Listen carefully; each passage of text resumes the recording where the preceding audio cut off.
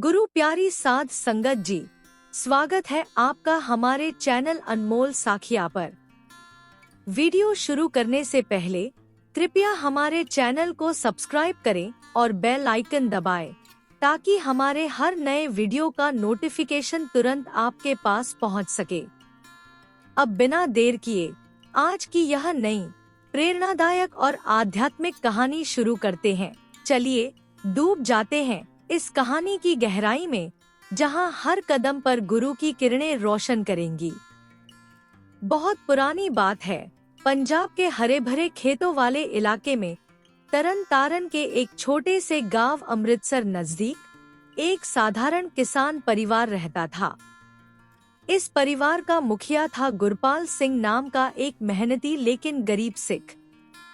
गुरपाल की उम्र करीब 40 के आसपास थी और उसके साथ रहती थी उसकी अकेली बेटी गुरनूर कौर, जो अभी 16 बरस की ही थी। गुरपाल की पत्नी कई साल पहले एक भयानक बाढ़ में खो गई थी, जब वो गुरुद्वारे से लंगर सामग्री लाने नदी पार गई थी।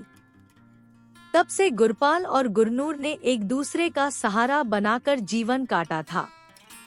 उनका घर एक पुरानी टूटी फूटी ईंटों की कोठरी था, जो पंजाब की गर्म हवाओं और सर्द रातों से हमेशा लड़ती रहती। गुरपाल दिन भर खेतों में काम करता, लेकिन सूखे और बाढ़ ने फसलें हमेशा लूट ली।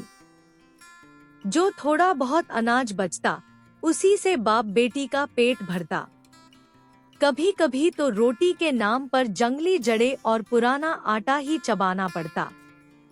हर सुबह गुरपाल गुरुद्वारे जाकर अरदास करता, वाहेगुरु जी, कीर्ति करो, नाम जपो, वर्ण छको, यही तो गुरु की सीख है। लेकिन हे गुरु, तेरी कृपा बरसाओ। एक सर्द शाम की बात है। सूरज खेतों के पीछे डूब चुका था और ठंडी हवा में कोहरे के धुंध छाने लगे थे।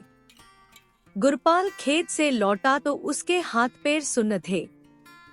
गुरनूर ने दरवाजे पर खड़ी होकर उसे देखा। पिताजी, आप आ गए?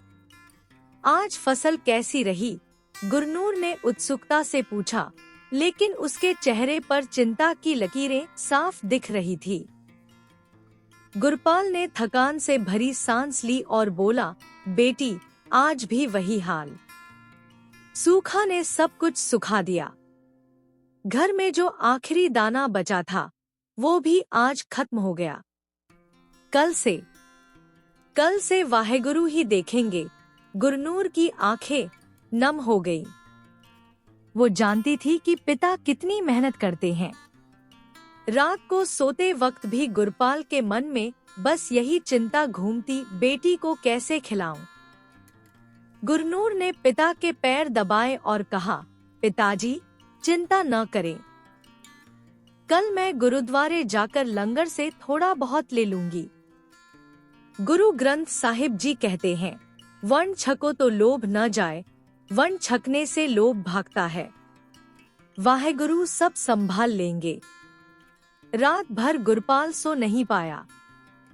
सुबह होते ही वो उठा और गुरनूर को सोते छोड़कर बाहर निकल गया। वो सोच रहा था, कहीं ना कहीं से कुछ तो इंतजाम करना पड़ेगा। अगर आज कुछ न मिला तो हम दोनों भूखे मर जाएंगे। खेतों के रास्तों पर चलते हुए गुरपाल ने मन ही मन अरदास की, हे वाहेगुरु, तेरी हुक्म राजाई चलना गुरु नानक देव जी की वाणी है। तेरे भक्त को निराश न कर। अरदास करते हुए वो एक घने जंगल में पहुंच गया। वहां हवा में एक अजीब सी शांति थी। पेड़ों की पत्तियां सरसराती और दूर कहीं एक बावली गुनगुनाती। तभी अचानक गुरपाल के पैरों तले कुछ चमकदार चीज महसूस हुई। वो नीचे झुका तो देखा एक चांदी का सिक्का, पुराना लेकिन चमकदार। गुरपाल ने उसे उठाया और आसपास देखा। यह किसका होगा? कोई यात्री का तो नहीं, वो चिल्लाया, लेकिन जंगल की खामोशी ने जवाब दिया। थोड़ा आगे बढ़ा तो एक और सिक्का मिला, फिर एक और। जैसे कोई अदृश्य हाथ उन्हें बिखेर रहा हो। गुरपाल का दिल धड़कने लगा। यह क्या चमत्कार है! वाहेगुरु, तेरी लीला अपरंपार है। सिक्के इकट्ठा होते गए 10, 20, 50। गुरपाल की टोकरी भर गई। वो सोचने लगा, यह सब मेरी अरदास का फल है। लेकिन यह किसकी संपत्ति? मैं तो चोर नहीं बन सकता। गुरु ग्रंथ साहिब जी कहते हैं, कीर्ति करो, नाम जपो, वंड छको। कीर्ति करो, नाम जपो, वंड छको। चोरी तो पाप है। तभी जंगल के एक कोने से एक बूढ़ा साधु प्रकट हुआ। उसके सिर पर पगड़ी थी, चेहरे पर दिव्य ज्योति और हाथ में एक कमंडलू। वो गुरु का भक्त लगता था, गुरुद्वारे की तरह शांत। साधु ने मुस्कुराते हुए कहा, बेटा गुरपाल सिंह, यह सब तेरे कर्मों का फल है। तूने जीवन भर कीर्ति की, गरीबों को वंड छकाया, भले ही तू खुद गरीब था। जो थोड़ा बहुत मिला वो बांटा। वाहेगुरु ने देखा, यह सिक्के तेरे भाग्य के द्वार खोलने वाले हैं। लेकिन याद रख, धन माया है, इसे गुरु की शिक्षाओं के अनुसार लगाना। गुरु ग्रंथ साहिब जी फरमाते हैं, लोभ बुरा है, इसमें कोई गुण, ज्ञान, भक्ति या भक्त नहीं। लोभ बुरा है, इसमें कोई गुण, ज्ञान, भक्ति या भक्त नहीं। जब तेरा सूरज चमके तो दूसरों का अंधेरा दूर करना। कर्म का चक्र घूमता है, आज तू ऊपर, कल कोई और। बुरे कर्म मत करना, वरना सब उड़ जाएगा। और याद रख, हुक्म राजाई चलना, नानक लिखिया नाली। हुक्म राजाई चलना, नानक लिखिया नाली। वाहेगुरु की इच्छा में चलो। गुरपाल ने साधु के चरण छुए और वचन दिया, बाबा जी, मैं आपकी और गुरु जी की बात जीवन भर याद रखूंगा। गरीबों का दुख कभी ना देखूंगा। कीर्ति, नाम, वंड, यही मेरा मार्ग। साधु ने आशीर्वाद दिया और गायब हो गया, जैसे हवा में विलीन हो गया। गुरपाल सिक्कों की टोकरी लेकर घर लौटा। गुरनूर ने दरवाजे पर देखा तो आश्चर्य से चिल्लाई, पिताजी, यह क्या? इतने सिक्के? गुरपाल ने सारी बात बताई। गुरनूर की आंखें चमक उठी। मतलब, अब हम गरीबी से मुक्त हो जाएंगे? वाहेगुरु की मेहर। दोनों ने रात भर भविष्य के सपने बुने, लेकिन गुरपाल ने कहा, बेटी, गुरु जी की वाणी याद रख, जो अच्छे कर्म करे वही अच्छा पाए। अगले दिन गुरपाल ने उन सिक्कों से एक छोटा सा दुकान खोला, अनाज, कपड़े और पंजाबी जड़ी बूटियों का। धीरे धीरे व्यापार फला फूला। ग्राहक आते गए और गुरपाल की मेहनत रंग लाई। कुछ महीनों में दुकान एक बड़ा भंडार बन गया। गुरपाल ने मजदूर रखे। गुरनूर को गुरुद्वारे के पाठ के साथ पढ़ाई के लिए भेजा। उनका घर अब पक्का हो गया, ईंटों का, और अंदर गुरु ग्रंथ साहिब जी का स्वरूप विराजमान। गांव वाले गुरपाल को सेठ गुरपाल सिंह कहने लगे। लेकिन गुरपाल ने साधु और गुरु की बात नहीं भूली। जो भी गरीब आता वो ब्याज मुक्त उधार देता, कभी कभी तो मुफ्त अनाज बांटता। वाहेगुरु ने दिया है तो वंड छकना चाहिए, वो कहता।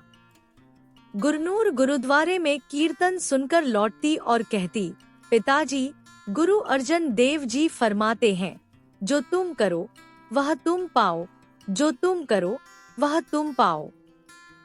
समय बीता और गुरपाल का व्यापार पंजाब भर में फैल गया। अब वो लोन भी देने लगा, लेकिन हमेशा नरमी से। एक दिन गांव का एक गरीब चरवाहा गोविंद सिंह उसके पास आया। गोविंद की भेड़ें बीमारी से मर रही थी। सेठ जी, थोड़े पैसे उधार दो, दवा दिलाऊंगा तो फायदा होगा।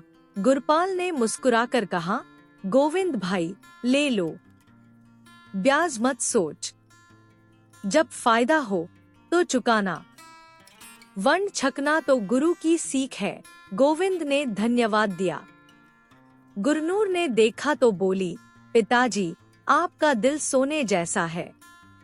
गुरु ग्रंथ साहिब जी कहते हैं, सच्चे शब्द कमाओ, सच्चा नाम धियावो। सच्चे शब्द कमाओ, सच्चा नाम धियावो। लेकिन धन की माया धीरे धीरे गुरपाल पर हावी होने लगी। व्यापार बढ़ा तो खर्चे भी। एक व्यापारी दोस्त ने सलाह दी, गुरपाल भाई, ब्याज तो लेना पड़ेगा, वरना व्यापार कैसे चलेगा।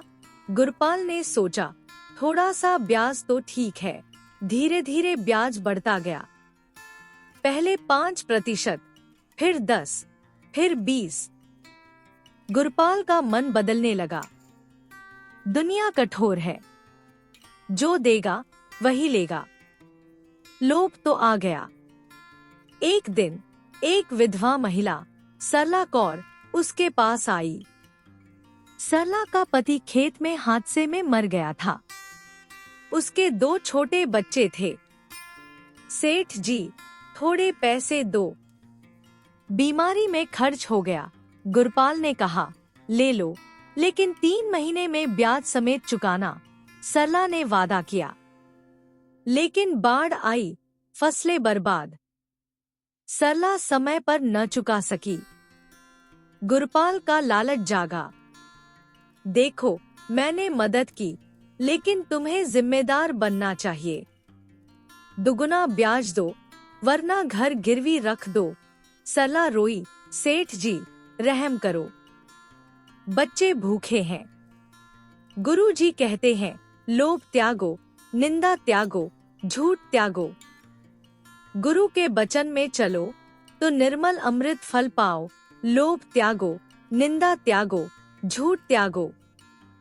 गुरु के वचन में चलो तो निर्मल अमृत फल पाओ। लेकिन गुरपाल नहीं माना। कानून है, कानून। सरला चली गई, आंसू पोंछते हुए। गुरनूर ने देखा तो बोली, पिताजी, यह क्या? साधु बाबा ने कहा था गरीबों की मदद करो। सरला बहन की हालत देखी। गुरु ग्रंथ साहिब जी फरमाते हैं, लोभ बुरा है, इसमें कोई गुण या ज्ञान नहीं। लोभ बुरा है, इसमें कोई गुण या ज्ञान नहीं। गुरपाल गुस्से से बोला, बेटी, तू अभी बच्ची है, व्यापार समझ नहीं आता। मैं जानता हूँ कैसे संभालना। हम अमीर हैं, अमीर ही रहेंगे। पुरानी गरीबी याद मत कराओ। नाम जपो, लेकिन व्यापार अलग। गुरनूर उदास हो गई। वो जानती थी, पिता बदल रहे हैं। रात को वो गुरुद्वारे गई और अरदास की, गुरुजी, पिताजी को लोभ से बचा लो। दिन बीतते गए। गुरपाल अब गांव का सबसे अमीर आदमी था। उसके पास कई दुकानें, खेत और नौकर। लेकिन घमंड ने उसे अंधा कर दिया। वो लोगों को तुच्छ समझने लगा। जो उधार न चुका पाता, उसकी जमीन हड़प लेता। एक शाम एक युवा किसान, सतनाम सिंह, आया। सतनाम ने सूखे में पैसे लिए थे। सेठ जी, फसल बर्बाद हो गई, थोड़ा समय दो। गुरपाल ने ठहाका लगाया, समय? तुम्हारी किस्मत खराब है, ब्याज तिगुना दो, वरना सब कुछ मेरा। सतनाम ने गिड़गिड़ाया, सेठ जी, मेरी बहन की शादी है, घर का आखिरी सहारा। गुरु जी की वाणी है, जो तुम करो सो तुम पाओ, जो तुम करो सो तुम पाओ। रहम करो। लेकिन गुरपाल का दिल पत्थर हो चुका था। जाओ, सोच लो, कल तक पैसे लाओ। सतनाम चला गया, सिर झुकाए। रात को गांव में शोर मच गया। सतनाम ने नहर में कूदकर आत्महत्या कर ली। सुबह खबर आई। गुरपाल को झटका लगा, लेकिन उसने सोचा, मेरा दोष नहीं, उसकी कमजोरी। वाहेगुरु की मर्जी। गुरनूर रो पड़ी। पिताजी, सतनाम भाई के 2 बच्चे अनाथ हो गए आपकी वजह से। गुरु तेग बहादुर जी फरमाते हैं, काम, क्रोध, लोभ, मोह, अहंकार। काम, क्रोध, लोभ, मोह, अहंकार, ये 5 विकार हैं जो बर्बाद करते हैं। गुरपाल चिल्लाया, चुप। ईश्वर की मर्जी। मैंने तो मदद की थी, लेकिन रात को नींद न आई। सपने में साधु आया, कर्म का फल मिलेगा। गुरपाल। गुरु की वाणी याद कर, कर्म से कर्म मिले, जो लिखा है उसके साथ।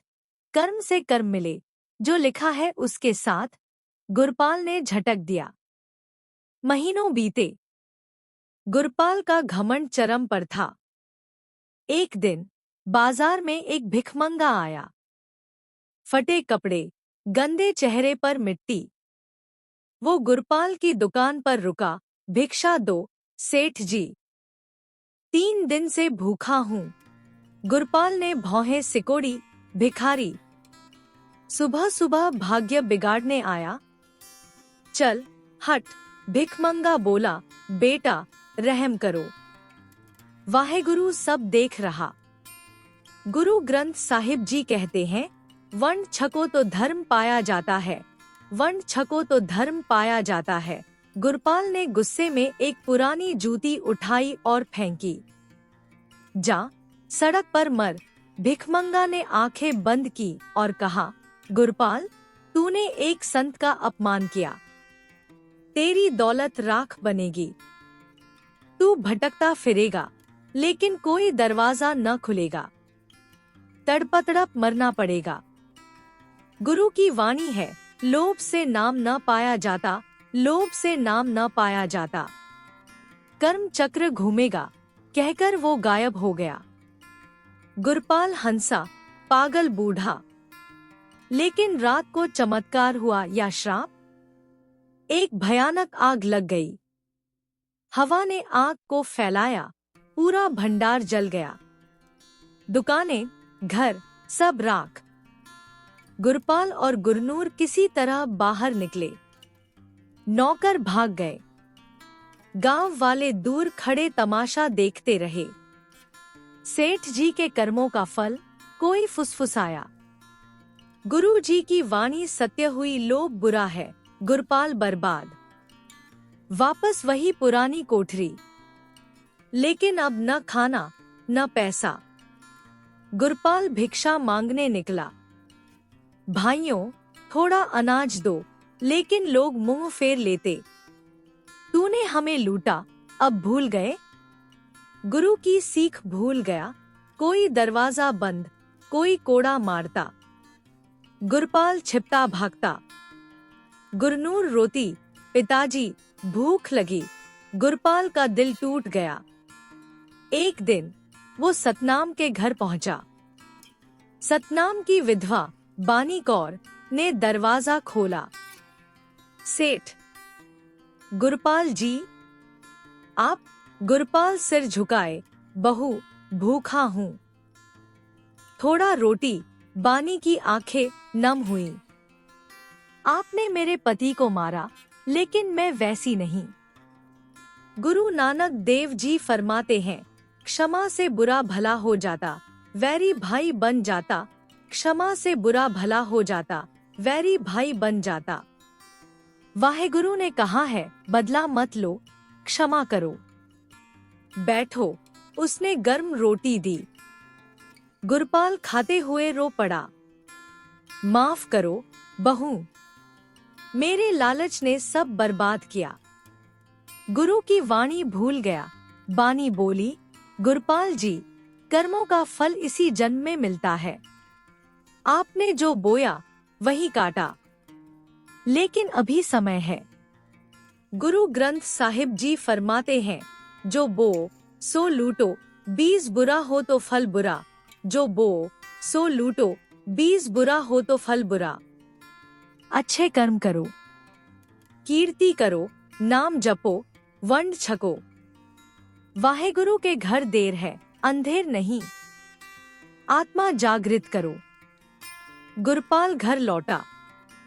गुरनूर को रोटी दी। बेटी, मैंने गलती की। साधु बाबा और गुरु सही थे। गुरनूर ने गले लगा लिया। पिताजी, अब बदल जाओ। गुरुद्वारे चलो, गुरपाल ने फैसला किया। वो जंगल गया, साधु को खोजा। साधु मिले। बाबा, क्षमा करो। साधु मुस्कुराए। बेटा, सीख गया, अब सेवा कर। गुरु की तरह गुरपाल ने गांव में एक छोटा गुरुद्वारा खोला। गरीबों को मुफ्त लंगर, शिक्षा। गुरनूर ने जड़ी बूटियों से दवाएं बनाई। धीरे धीरे लोग लौट आए। गुरपाल अमीर न था, लेकिन संत जैसा। गांव वाले अब उसे सम्मान देते। गुरपाल रोज गुरुद्वारे में बैठकर कीर्तन करता। नानक, नाम मिले तो जीवा, तन मन ठीवै गुरपाल। नानक, नाम मिले तो जीवा, तन मन ठीवै गुरपाल। उसका जीवन अब शांति से भर गया। गुरनूर बड़ी होकर एक शिक्षिका बनी और दोनों ने मिलकर गांव को एक परिवार बना दिया। गुरपाल की आखिरी सांसों में वो बोला, कर्म करे, भाग संभले, कर्म करे, भाग संभले। वाहेगुरु सबको सुखी रखे। साध संगत जी, यह कहानी हमें सिखाती है कि कर्म का चक्र कभी रुकता नहीं। जन्म से पहले भाग्य लिखा जाता है, लेकिन कर्मों से ही फल मिलता। गुरु ग्रंथ साहिब जी फरमाते हैं, कर्म करे भाग संभले, कर्म करे भाग संभले। अच्छे कर्म करो तो स्वर्ग इसी जन्म में है, बुरे कर्मों से नरक भी यही है। वाहेगुरु जी ने हमें एक दूसरे के लिए बनाया है। किरत करो, नाम जपो, वंड छको। काम, लोभ, क्रोध, मोह और अहंकार से दूर रहो। साध संगत जी, यह साखी आपको कैसी लगी? अगर पसंद आई हो तो शेयर करें और सब्सक्राइब करें, ताकि और लोग भी गुरु जी की इस असीम दया से जुड़ सकें और उनके जीवन में भी चमत्कार हो। धन्यवाद। तो फिर मिलते हैं अगले वीडियो में नई साखी, नई प्रेरणा और नई आशा के साथ। सत श्री अकाल।